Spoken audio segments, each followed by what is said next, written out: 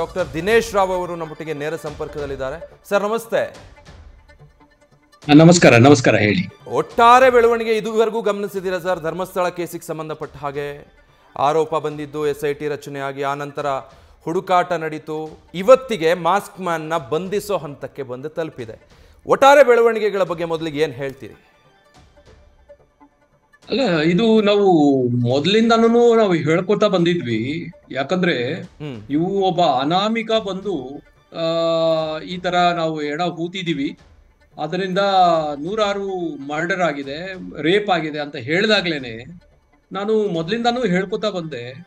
ಈ SIT statement ಆಧರಿಸಿ ಯಾವ ನಂಬಿಕೆ ಮೇಲೆ ಈ ತರ ತನಿಖೆ ಸ್ಟಾರ್ಟ್ ಮಾಡಿದ್ದಾರೆ ಅಂತ ಇದಕ್ಕೆ ಕಾರಣ ಇತ್ತು.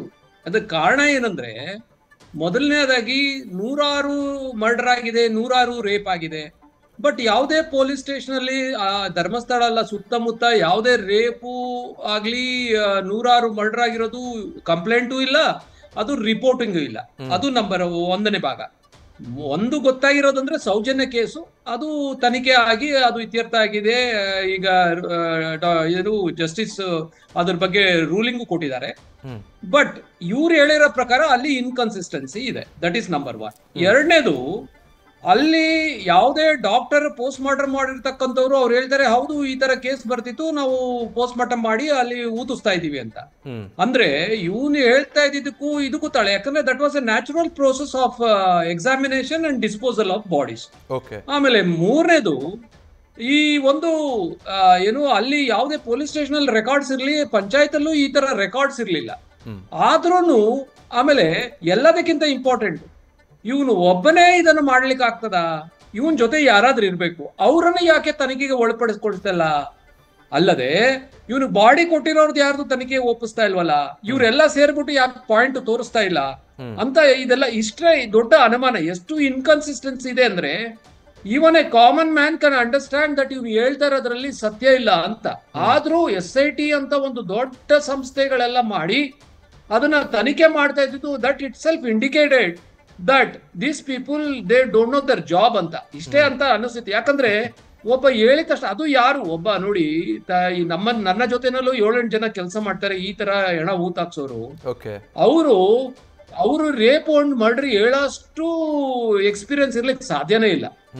ಯಾಕಂದ್ರೆ ಡಾಕ್ಟರ್ ಮತ್ತೆ ನಮ್ಮ ಕೆಲಸ ಇರೋದಿಲ್ಲ, ಅಟೆಂಡರ್ಗಳೆಲ್ಲ ಇಂಟರ್ಪ್ರಿಟ್ ಮಾಡ್ತಾ ಇದ್ರೆ ರೇಪ್ ಮರ್ಡರ್ ಅಂತ.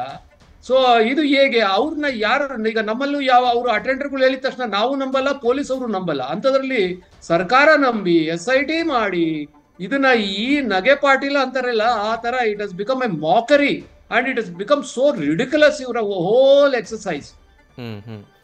ಬಟ್ ಸರ್, ಈಗ ಆರೋಪ ಅಂತೂ ಕೇಳಿ ಬಂದಿತ್ತು, ಆದ್ರೆ ಇದನ್ನ ಬೇರೆ ಯಾವ ರೀತಿ ಹ್ಯಾಂಡಲ್ ಮಾಡ್ಬೋದಿತ್ತು ಸರ್ಕಾರ? ಹಾಗಿದ್ರೆ SIT ರಚನೆ ಮಾಡಿ ನೀವು ಹೇಳಿದಾಗೆ ಈಗ ನಗೆ ಪಾಟಲಿಗೆ ಈ ಹಂತಕ್ಕೆ ಬಂದು ಸಿಕ್ಕಾಕೊಳ್ಳೋದ್ರ ಬದಲು ಬೇರೆ ಯಾವ ರೀತಿ ಇದನ್ನ ಆರಂಭಿಕವಾಗಿ ಹ್ಯಾಂಡಲ್ ಮಾಡ್ತಾ ಬಂದಿದ್ರೆ ಸೂಕ್ತ ಇತ್ತು ಅನ್ಸುತ್ತೆ. ಅಲ್ಲ, ಇದು ಒಂದು ತುಂಬಾ ಒಳ್ಳೆ ಪ್ರಶ್ನೆ ಕೇಳಿದ್ರಿ. ನೋಡಿ, ಇದು ಯಾಕೆ ಹೇಳ್ತಾ ಇದ್ದೀನಿ ಅಂದ್ರೆ, ನನ್ನ ಅನುಭವದ ಆಧಾರದ ಮೇಲೆ ಹೇಳ್ತಾ ಇದ್ದೀನಿ. ನೋಡಿ, ಕರ್ನಾಟಕದಲ್ಲಿ ಇದೊಂದು ಇನ್ಸಿಡೆಂಟ್ ನಡೆದಿರೋದು ಮೊದಲನೇ ಇನ್ಸಿಡೆಂಟ್ ಅನ್ಸುತ್ತೆ ರಾಜ್ಯದಲ್ಲಿ. ಬಟ್ ನನ್ನಂತವನಿಗೆ ನಾನು ಈ ತರದ್ದು ಬೇಕಾದಷ್ಟು ಕೇಸ್, ಇದಕ್ಕಿಂತ ಅತಿ ದೊಡ್ಡ ಕೇಸ್ಗಳು ಹೊರದೇಶದಲ್ಲಿ ಮಾಡಿದ್ದೀನಿ. ಆ ಅನುಭವದಿಂದ ಹೇಳ್ತೀನಿ. ನಮಗೆ ಯಾವ್ದಾದ್ರು ಒಂದು ಈ ತರ ಇನ್ಫಾರ್ಮೇಶನ್ ಸಿಕ್ಕಿದಾಗ, ಇಲ್ಲ ಯೂಶಲಿ ಕಂಪ್ಲೇನೆಂಟ್ ಇಂದ ಸಿಗತ್ತೆ, ಇಲ್ಲ ಅಂದ್ರೆ ಯಾವ್ದಾರ ಒಂದು ಇಂಟೆಲ್ ಇನ್ಫಾರ್ಮೇಶನ್ ಇಂದ ಸಿಗತ್ತೆ, ಇಲ್ಲ ಅಂದ್ರೆ ಈ ತರ ವಿಟ್ನೆಸಸ್ ಬಂದು ಹೇಳ್ತಾರೆ. ಬಂದಿದ ತಕ್ಷಣ ಅವರ ಸ್ಟೇಟ್ಮೆಂಟ್ ರೆಕಾರ್ಡ್ ಮಾಡ್ಕೊಂಡು, ಹೌದಾ 106 ಬಾಡಿ ಇದೆಯಾ, 106 ಮರ್ಡರ್ ಆಗಿದ್ಯಾ, ಇಲ್ಲಿ ಊತಿದ್ದೀರಾ ಅಂತ ಆ ಸ್ಟೇಟ್ಮೆಂಟ್ ಮಾಹಿತಿ ತಕೊಂಡು ಅಲ್ಲಿರ್ತಕ್ಕಂಥ ಲೋಕಲ್ ಪೊಲೀಸ್ ಸ್ಟೇಷನ್ಸ್ ಎಷ್ಟಿದೆ ಆ ಸ್ಟೇಷನ್ ಇಂದ ಫಸ್ಟ್ ರೆಕಾರ್ಡ್ಸ್ ತಗೊಂಡು ಬರಬೇಕು. ರೆಕಾರ್ಡ್ಸ್ ತಂದು ಇಲ್ಲಿ ಇಷ್ಟೊಂದು ಮರ್ಡರ್ ನಡೆದಿದ್ಯಾ, ಇಷ್ಟೊಂದು ರೇಪ್ ನಡೆದಿದ್ಯಾ ಅಂತ. ಸೊ ಅಲ್ಲಿಗೂ ಇಲ್ಲಿಗೂ ತಾಳೆ ಇಲ್ಲದೆ ಇದ್ದಾಗ ಮೊದಲನೇ ಅನುಮಾನ.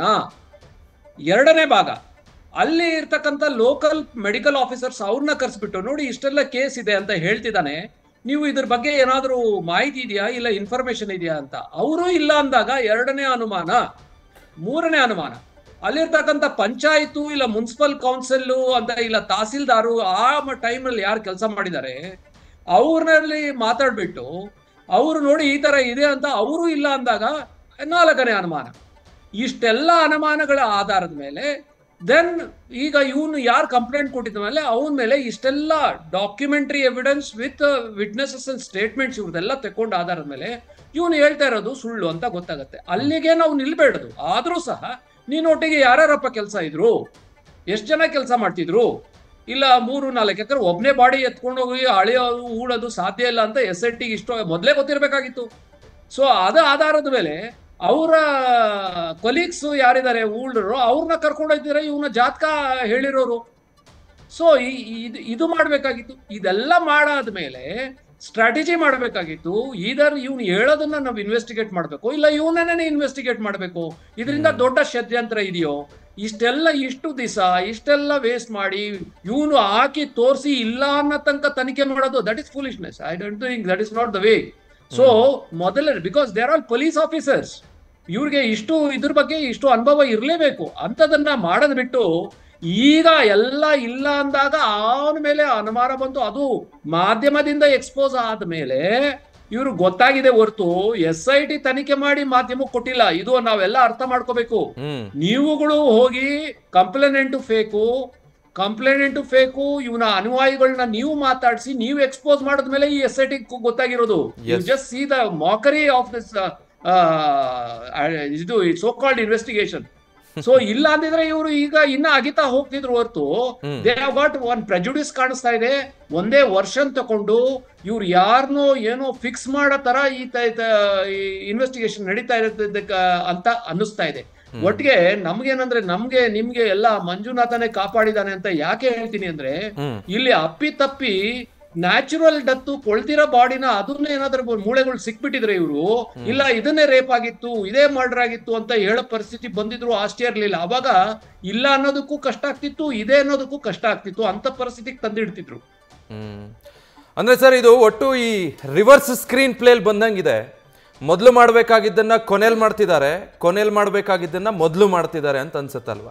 ಈತ ಜೊತೆಗೆ ತಲೆಬುರುಡೆ ಬೇರೆ ಒಂದು ತಂದಿದ್ದ, ಅದನ್ನು ಸ್ಟಾರ್ಟಿಂಗ್ ಅಲ್ಲಿ ಅವರು ಎಕ್ಸಾಮೈನ್ ಮಾಡ್ಬೋದಿತ್ತು. ಬಟ್ ಅದು ಯಾವ್ದನ್ನು ಮಾಡದೆ ಸೀದಾ JCBಗಳು ಕರೆಸಿ ಸಿಬ್ಬಂದಿ ಕರೆಸಿ ನೆಲ ಆಗೋದಕ್ಕೆ ಶುರು ಮಾಡ್ಬಿಟ್ರು. ಅಲ್ಲ, ತುಂಬಾ ಕರೆಕ್ಟ್ ಆಗಿ ಹೇಳಿದ್ರಿ.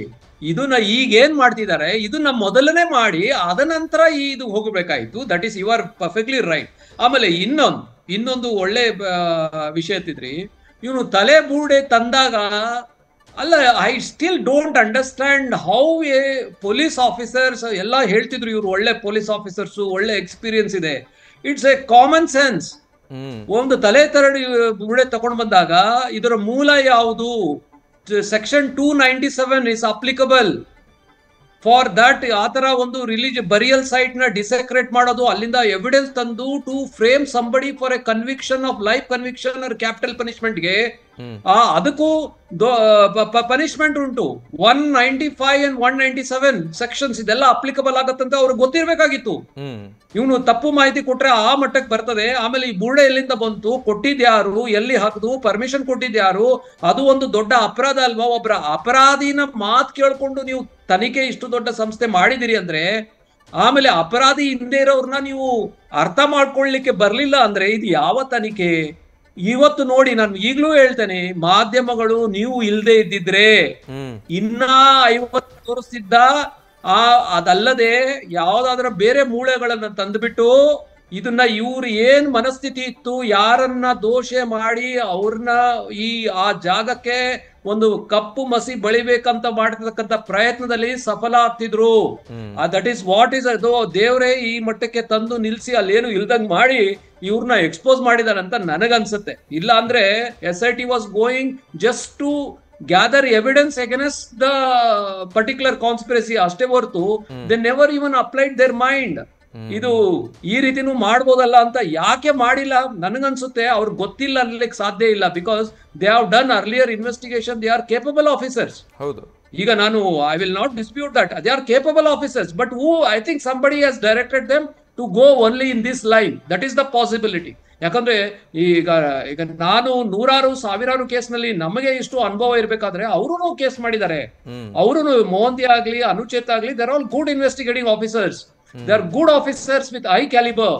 ಬಟ್ ಅವ್ರನ್ನ ಯಾರೋ ಕೈ ಕಟ್ಟಿ ಏನಂದ್ರೆ ಬಿಟ್ಟಿದ್ದಾರೆ ಒಂದೇ ಕಡೆ ಹೋಗಿ ಅಂತ. I think that is why it is jeopardized and become a mockery and ridiculous investigation. News first ನಿರ್ಭೀತಿಯಿಂದ ನಿಮ್ಮ ಪರವಾಗಿ.